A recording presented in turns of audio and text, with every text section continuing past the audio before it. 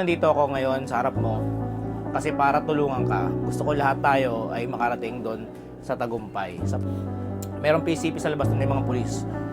Lagi ko silang tinitignan. Ginagawa ko silang inspirasyon habang nagmamap ako. Nakikita ko yung baril nila. Iniisip ko, sabi ko, ilang taon simula ngayon, yung hawak ko na map na ito, mapapalitan na ng baril. Parang Iyon, magandang araw sa ating lahat mga kaparak. Siyempre, nagbabalik ulit ako para sa inyo para may bigay ng tips and tricks. Siyempre, gusto ko lahat tayo ay umangat. Alright, so basahin muna natin to si Gaitan Perwalilia Pabilik. Alright, good evening sir. Thank you for reaching out. Tips naman po at experience mo during college days at paano mo na-handle maging working student. Alright, sabi naman ni Rishnay George Rojas. Advice sana sir mga katulad mo naging working student kung paano i-handle sa kapag-handle ng time management sir idol BS Cream student sir from MS TIP po Santa Mesa Manila. Alright, so yon, thank you sa mga comment nyo, thank you sa mga tanong, very nice comment. Alright, so sana makarelate dito yung mga working student, mga patuloy na lumalaban ngayon sa kanilang pag-aaral sa buhay at sa kanilang mga pangarap.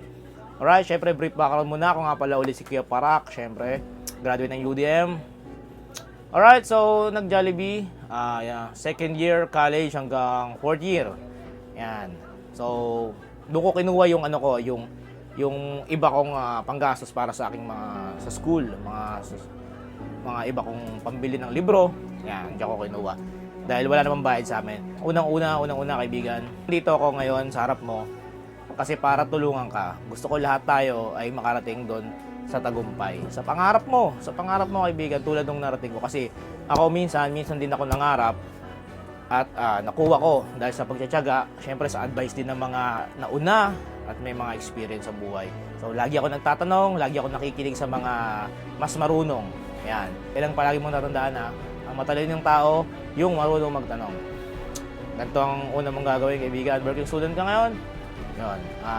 Kailangan unang-una meron kang goal. Ano may sinasabi ko? Goal. Tumingin ka sa labas. Kunyari, ako kasi nagja-Jollibee ako doon eh. Habang nagpupunas ako ng lamesa, nag-ano ako ng salamin, pupunas ako ng salamin, nagmamap ako.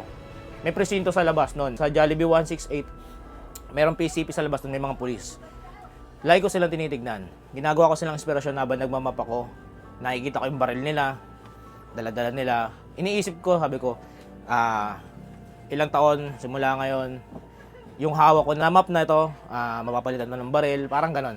Alright, so ang ibig ko sabihin, magkaroon ka ng goal, magkaroon ka ng pangarap, magkaroon ka ng model sa utak mo, itatak mo, na hindi habang buhay na ganon yung ginagawa mo, na malalagpasan mo, magiging kagaya mo siya, masusuot mo yung uniforme nila, tulad nung suot ko ngayon. Alright, so kaya suot ko pa rin to, hindi ko inubad para makita nyo na kaya nyo rin na makuha yung pangarap. Mag-focus ka sa mga ginagawa mo. No, share ko lang nung time ko. Ang pasok ko sa Jollibee is 5 AM to 12 PM. Right? So ang pasok ko sa school is 1 PM to 9 PM. So ganun katagal, ganun ka-hectic yung schedule. Right? So gigising ka ng 4 AM para mag-prepare. Syempre bibilisan mo. Kailangan before 5 nandun ka na sa Jollibee. Right? Kasi working student ka eh. Ikaw ang opening. Hanggang 12. So may 1 hour pa ako grace period para sa sarili ko. Mag-ayos, kumain ng lunch para mag-prepare ka para sa klase mo sa 1 PM. Alright, so sa tingin mo, anong lagay mo nun? Pagod ka na, hindi pa?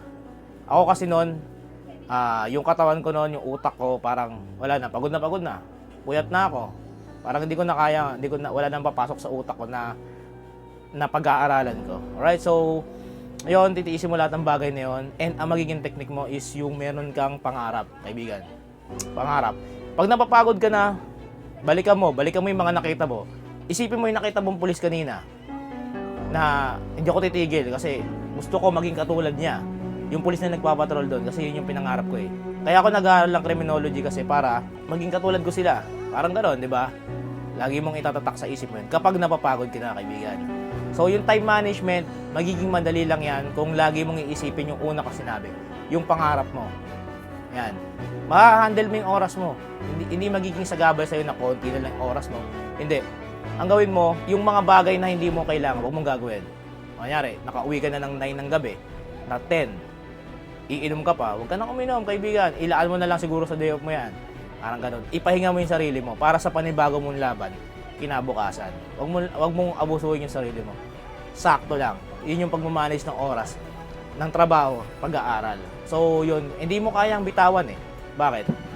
Kasi working student ka. Sasabihin mo wala magpapaaral sa'yo. O, ngayon, kaya itutuloy mo yun kasi para sa sarili mo. Pag huminto ka, alam magpapaaral sa'yo, anong mangyayari? Tapos na yung pangarap mo, di ba? Kaya hindi mo pwedeng gawin. Kailangan mo lumaban. Ang pinaka-technique dyan, idol, subukan ko to, pinayo din ng mga nauna, is mangarap ka. Taasan mo yung pangarap mo, idol. Taasan mo. Gusto mong maging pulis, gusto mong maging bombero, gusto mong maging BJMP, jail officer. Lahat yan, gusto mo makagraduate, lahat yan makukuha mo, idol. Basta meron kang goal sa utak mo. Mindset lang. Alam mo, kaibigan, yung pagod, sa katawan mo lang yan.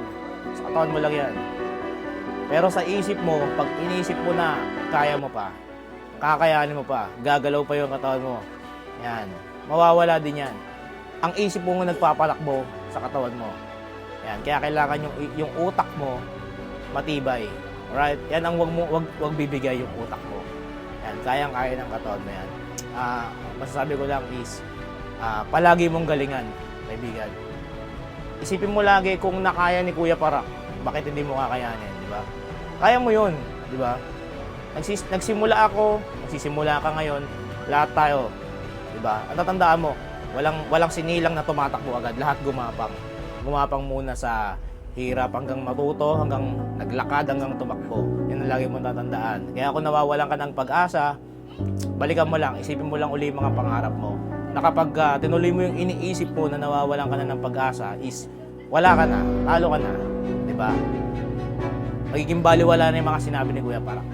Kaya yon, sana kaibigan, may natutunan ka kay Kuya Parak sa mga experience. Yan. Pwede ka magtanong, mag-comment ka lang sa akin, may replyan kita. May mga katanungan ka pa, basta kung working student ka, kayang-kaya mo yan, isip ang magpapagalaw sa iyong katawan para kayanin mo. Huwag kang mababalian ng utak, kaibigan. Mindset lang yan, focus sa goal, gusto mong maging successful, gusto mong maging police. Makukuha mo yan, sipagan mo lang, huwag kang bibitiw, and kita-kits tayo rito sa serbisyo. Batiin mo na lang ulit ako, sabi mo, Kuya Parak, ako yung nakanood ng video mo, March 20, 2024, napanood ko, and ngayon, 2025, successful na ako, naging pulis na ako. Alright, so kita-kits, ingat ka palagi kaibigan, sa dalawang nag-comment sa akin, shoutout sa inyo, and sana soon magkita tayo dito sa serbisyo. Hihintayin ko kayo. Dalhin nyo yung mga pangaral na binigay ko. Huwag kayong maliligaw. Pag naliligaw kayo, mag-comment kayo sa akin. Alright?